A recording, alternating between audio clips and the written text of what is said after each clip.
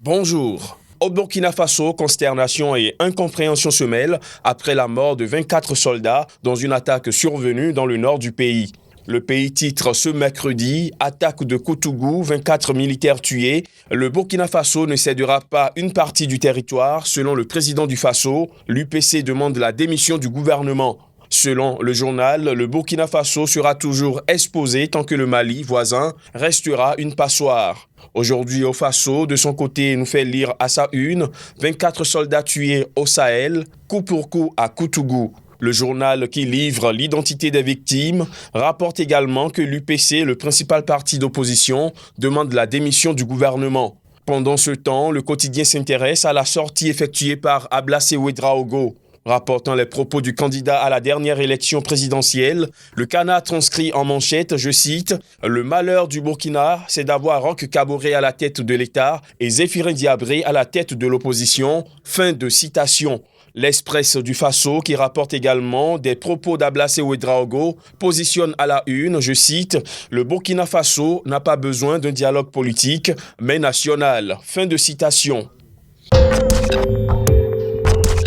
Au Cameroun, c'est la condamnation hier mardi à la prison à vie pour terrorisme et sécession du leader des séparatistes anglophones du Cameroun, Julius Ayuk-Tabé, qui a été largement relayée.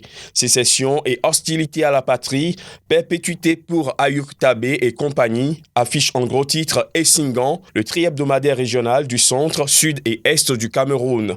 Ayuk-Tabé condamné à vie, placarde en manchette noir sur blanc le jour, qui rapporte que le président de l'État imaginaire d'Ambazoni et ses co-accusés qui ont été déclarés coupables disent ne pas vouloir s'associer à ce qu'ils qualifient d'injustice devant le tribunal militaire. Mutation quotidien qui estime que les cartes ont été rebattues après le verdict du tribunal militaire s'interroge en manchette, condamnation à vie de Ayuk-Tabé et compagnie, peine de mort au dialogue.